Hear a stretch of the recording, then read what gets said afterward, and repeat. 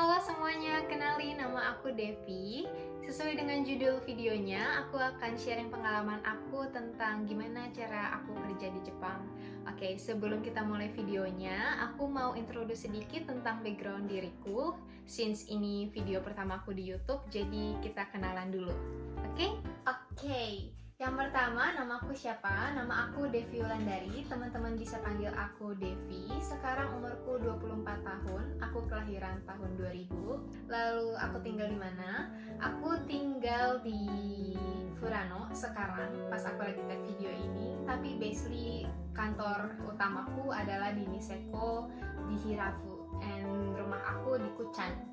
Lalu udah berapa lama tinggal di Jepang? Aku tinggal di Jepang udah dari tahun 2022 November tanggal 24. Jadi udah lumayan lama, mau 2 tahun, mungkin 1,5 tahun. Lalu aku kerjanya apa? Sekarang aku kerjanya Charlotte House, atau teman-teman yang nggak familiar, Charlotte House itu kalau di kita itu kayak butler, kayak personal butler gitu di satu villa penthouse. Lalu visa aku apa? Visa aku itu engineer specialist in humanities atau international services. Jadi aku emang kerjanya di bidang hotelier atau hospitality department gitu. Jadi itu background aku. Oh ya, teman-teman, aku punya catatan sedikit di sini. Jadi karena aku agak grogi di video pertama ini, aku mau sharing singkat, padat, dan jelas. Oke, gimana cara applying kerja di Jepang? Sesuai dengan cara aku sendiri, jujur, aku apply di Jepang itu punya alasan tersendiri. Aku mau emang specifically pengen kerja di Jepang, tapi pas aku lulus itu, aku baru belajar bahasa Jepang tuh sekitar 6 bulan. Jadi kayak baru sedikit banget gitu kan bisa bahasa Jepangnya. Aku baru bisa kayak hiragana, katakana, sama a little bit of kanji. Oh iya, aku ngomongnya agak mix, tapi aku akan mencoba ngomong full bahasa Indonesia ya. Caranya, ini lumayan ridiculous sih sebenarnya. Cara aku cari kerja di Jepang adalah, oke, aku akan kasih tahu.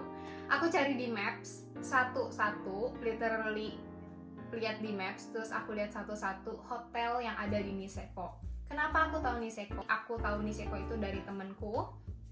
Lalu dari situ aku mulai cari tahu lebih banyak lagi tentang Niseko.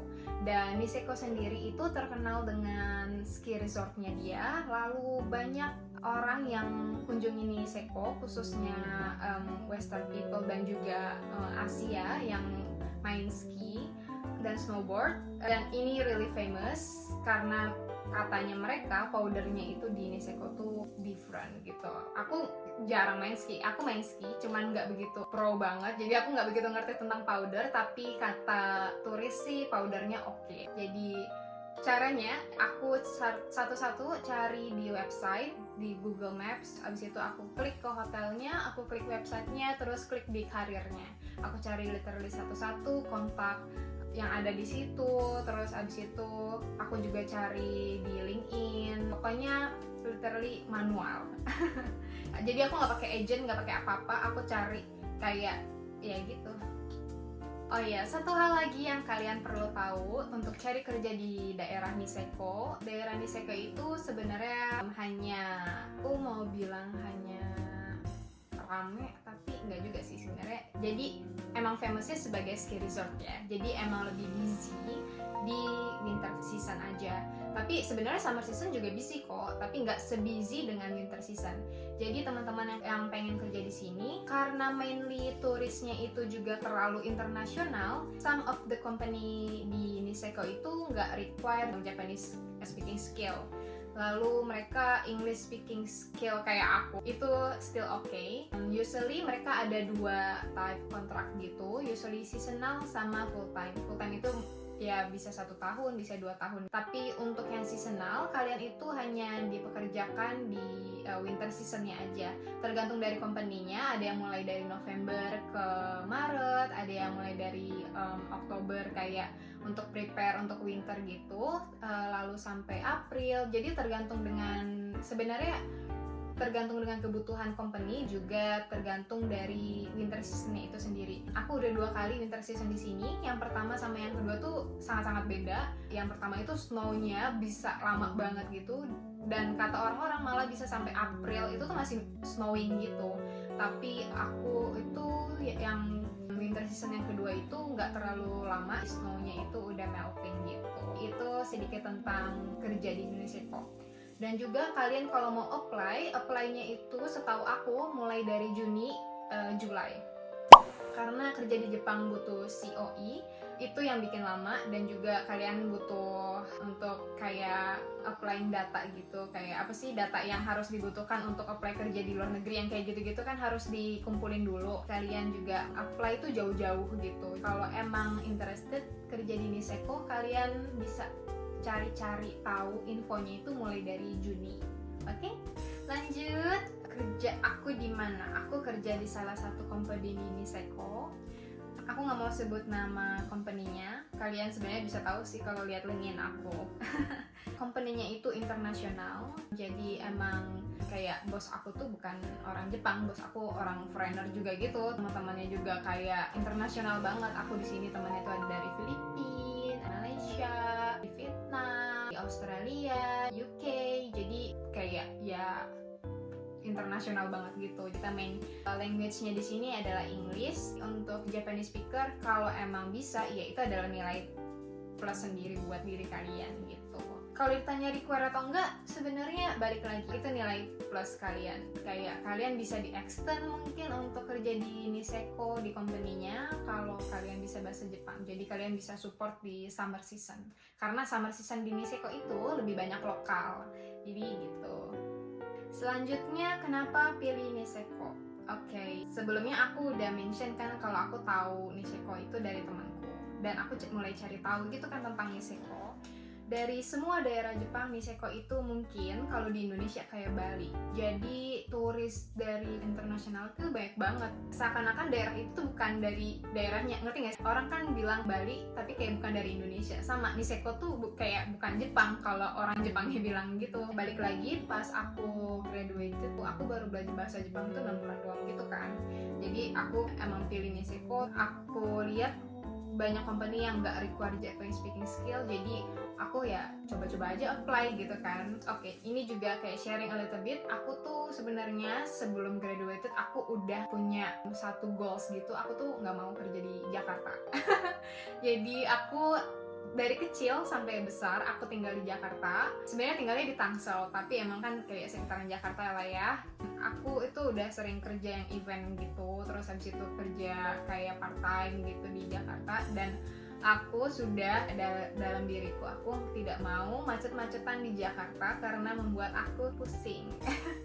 Itu kenapa alasan aku juga mau kerja di luar negeri, khususnya itu Jepang.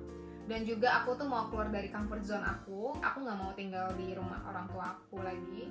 Aku mau coba tinggal sendiri, karena aku tuh nggak pernah tinggal sendiri sebenarnya. Aku tuh mau belajar language selain bahasa Indonesia, karena walaupun aku kerja di hotel bintang 5 di Indonesia, aku pasti main language-nya masih bahasa Indonesia doang sama teman-teman aku. Kalau di sini main language aku udah bahasa Inggris. Itu kenapa aku rada mix gitu ngomongnya sekarang. Jadi agak susah sebenarnya untuk di adjust lagi kayak full bahasa Indonesia gitu. Jadi itu alasan sedikit. Oke, aku juga ada alasan lain lagi untuk kenapa aku mau kerja di Jepang. Jadi aku tuh mau experience gimana rasanya tinggal di luar negeri. Kalau kalian travel kan pasti banyak pembelajaran yang kalian bakal dapetin kan, kayak gimana orang-orang respon kalian, gimana cara kalian respon orang lain, gimana kalian tuh bisa bahasanya kayak kalian tuh respon orang dan bisa kumpul dan gathering sama orang yang grow up different culture dan country gitu. Jadi ya aku mau experience itu juga, dan mindset orang-orang di daerah ke daerah lain tuh pasti kayak different gitu kan. Jadi ya itu kayak misalnya nih di Indonesia mindset lingkungan daerahku tempat tinggal tuh masih kayak gini, sedangkan di Jepang ya orang-orang yang gak ada mind your business gitu, kayak kita living together iya, cuman kayak main bisnis masing-masing aja gitu. Jadi ya itu kan ada satu perbedaan. Ya intinya gitulah ya. Salah satu aku ingin kerja di Jepang, aku juga pengen kerja di negara lain. Tapi untuk saat ini kayak untuk dulunya gitu, aku tuh pengen kerja di Jepang kayak ya gitu alasannya. Selanjutnya proses lamar sampai keterima. Oke, ini agak panjang penjelasannya. Aku harap kalian bisa menerima dengan efisien. Aku ngejelasin dengan efisien dan kalian bisa mengertinya. Oke. Yang pertama, aku apply itu bulan kayak Juni-Juli seperti yang aku mention before. Terus lalu aku interview dari bulan Juli sampai Agustus. Jadi dari pertama aku apply sampai aku dapat offer letternya itu 1 bulan jaraknya, oke? Aku dapat offer letter itu sekitar bulan Agustus kayaknya ya. Kayak jarak dari interview ke interview lain itu aku sih dibilang cepat ya, kayak 3-5 hari gitu. Jadi tergantung company ya. Ini kan sharing aku pribadi. Jadi aku kasih tahu yang aku experience aja. Aku sendiri interview 3 kali dan lalu ada case yang unik yang kayaknya aku akan share. Ini tuh penting nggak penting. Jadi aku cari di internet juga nggak dapat. Jadi gini posisinya, aku kan udah lulus kuliah nih ya. Kalau udah lulus kuliah kan ya udah lulus kan. Tapi aku belum ada sertifikat kayak kelulusan gitu yang kayak kalian dapat pas kalian tuh udah graduation ceremony gitu, tahu nggak sih? Yang kayak sertifikat kelulusan gitu. Tapi kan kalau di kayak university di Indonesia itu kan ada surat keterangan lulus ya gitu ya. Jadi kayak kalau company di Indonesia mah ngerti gitu, tapi ini kan company luar negeri ya, beda gitu kan.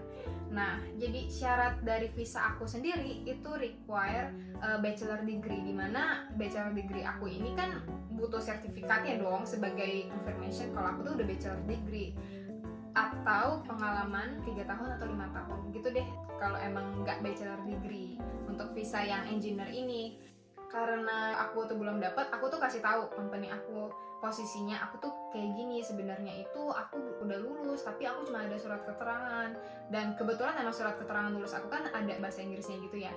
Jadi aku kasih tahu ke mereka dan aku kasih tahu aku bakal dapat sertifikat kelulusan aku ini pas aku graduation. Jadi aku apply COE-nya itu pas aku udah graduation, kan aku dapet tuh sertifikat lulusnya gitu kan.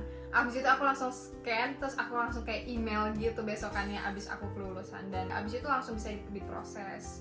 Jadi untuk kalian yang bingung gitu kayak aku, tonton video aku makanya. Jadi intinya bisa ya, kalian tenang aja. Habis aku apply COE-nya, mulai prosesnya itu September. Aku dapet COE-nya nyampe di Indonesianya itu tanggal 15 Oktober. Kalau COE-nya udah dapet di tangan, kalian bisa langsung apply visa kerja ke Jepang. Yeay! Gitu. Oke, yang terakhir apply visa. Jujur aku udah agak lupa proses kayak fullnya gitu. Kalian bisa buka websitenya di VFS Global untuk apply visa kerja ke Jepang. Lalu kalian bisa buat appointment. Oh ya, untuk buat appointment ini kalian harus tunggu untuk dapat COE-nya di tangan kalian atau nyampe ke Indonesia dulu gitu ya. Baru kalian coba buat appointment di websitenya. Kalian jangan lupa untuk nyiapin data-datanya, yang dibutuhin apa untuk apply visa kerja di VFS ini, kayak foto, formulir, paspor, apa semuanya gitu lah ya. Jangan lupa di prepare gitu. Kalian juga bisa gunain service VIP, itu nambah kayak 400.000, dan menurutku itu nggak usah diambil, regular aja tuh udah oke lah ya gitu. Sebenarnya caranya nggak susah-susah gitu. Kalian harus kayak kalian harus isi form, dan formnya itu sebenarnya bisa kalian printer lebih dahulu gitu dari internet, dan formnya itu juga ada di visa centernya itu sendiri. Oh iya, tempatnya itu seingat aku dulu itu aku pernah dengar itu tuh di Lotte Kuningan. Sebenarnya mereka itu yang Jepang itu udah di Kuningan City kalau nggak salah, kalau nggak berubah lagi ya. Itu kan udah hampir kayak 2 tahun yang lalu gitu kan. Terus ini juga require fee. Jadi aku bayar sekitar aku udah lupa ya. Sebenarnya di bawah 1 juta untuk visa kerja Jepang. jangan lupa kalian tuh di formulirnya itu ada kayak siapa guarantor kalian di Jepang. Dan aku sendiri itu aku kan tanya ke HR aku tuh ngasih kalau guarantor aku itu ya CEO aku sendiri. Jadi aku punya kayak information gitu tentang kayak namanya, addressnya, terus telepon number, ya kayak personal informationnya aja gitu. Aku itu apply 14 November dan jadi visa kerja Jepang aku itu 18 November, jadi lumayan cepet lah ya. Terus abis itu aku flight ke Jepangnya itu tanggal 24 November. Terus aku kerja di Jepang. Enggak sih, sebenarnya aku ada jeda beberapa hari gitu untuk kayak hari pertama kerja aku. Jadi aku flight dari Jakarta, Tokyo ke Chitose. Terus dari Chitose aku naik kereta lagi untuk sampai Niseko. Jadi itu lumayan countryside, jadi jauh banget. Iya, jadi gitu. Aku flight pilih yang malam biar nyampe Chitose-nya pagi. Terus nanti dari pagi aku bisa pakai train 2 jam lagi, jadi kayak nyampenya itu masih kayak terang gitu di Niseko. Sebenarnya nggak terang sih sebenarnya waktu itu. Ya, jadi gitu. Semua informasinya yang aku share semoga berguna dan informatif dan ya efisien cara aku menyampaikan. Maaf banget kurang profesional, aku masih kayak ngeliat catatan ini. Karena aku juga kayak masih kayak lupa ingat gitu apa yang aku mau sampaikan. Terima kasih banget untuk teman-teman yang udah nonton videonya sampai habis. Jangan lupa subscribe, like, dan juga share ke teman-teman kalian yang mau kerja di Jepang, atau kayak kalian sendiri mau kerja di Jepang, atau siapapun gitu yang butuh informasi ini. Jangan lupa, ya gitu lah ya. Jangan lupa komen di bawah feedback kalian, dan juga kayak sharing atau mau nanya, atau kayak kak buat kak kayak Devi buat video ini gitu. Jangan panggil kak, aku masih muda. Feedback kalian itu sangat penting, dan juga saran-saran kalian juga sangat penting. Jadi mungkin nextnya aku akan buat tentang ya all about like living in Japan, khususnya untuk sharing pengalaman aku pribadi gitu. Jadi thank you banget, dan sampai jumpa di next video. Bye bye. Mata nih. Bye bye.